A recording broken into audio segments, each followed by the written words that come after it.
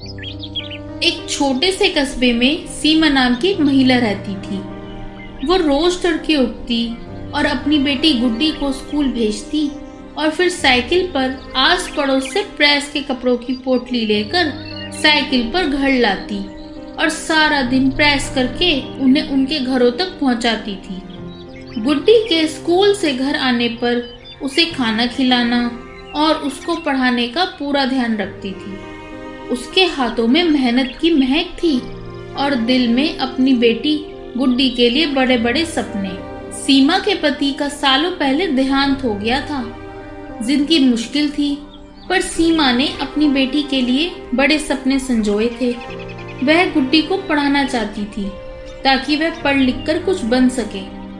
एक दिन स्कूल से लौटकर गुड्डी बोली, माँ, कल स्कूल में फूड फेस्टिवल है।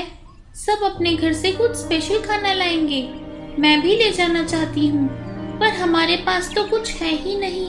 सीमा की आंखें नम हो गईं और वह गुड्डी से बोली, बेटा, हम गरीब जरूर हैं, पर मैं अपने हाथों से तेरे लिए जो भी बनाऊंगी उसमें मेरा प्यार और स्वाद दोनों ही होंगे।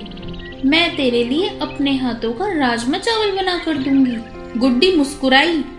उसे अपनी माँ के हाथों का राजमा चावल दुनिया का सबसे टेस्टी खाना लगता था।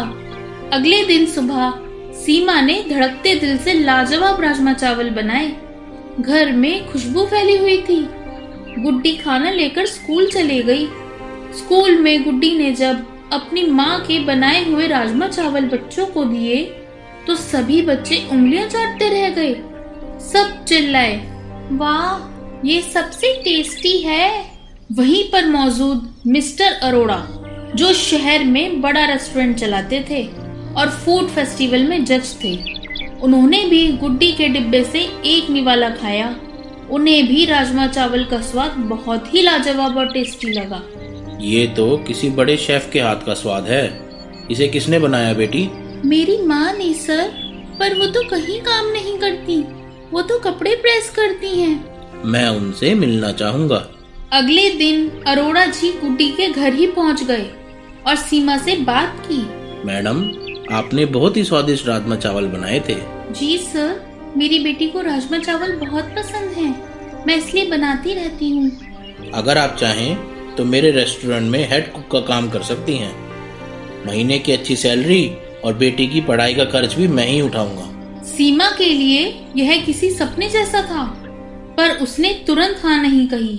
मैं मेहनत तो कर लूंगी, पर मैं चाहती हूँ कि मेरी बेटी समझे कि नौकरी माँ ने अपनी काबिलियत से पाई है, किसी एहसान से नहीं।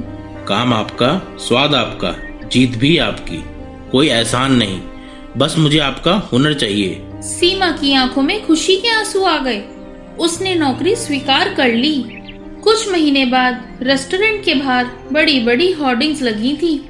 सीमा की स्पेशल राजमा चावल थाली, घर जैसे स्वाद के साथ। लोग लाइन लगाकर उसके राजमा चावल खाने आते थे।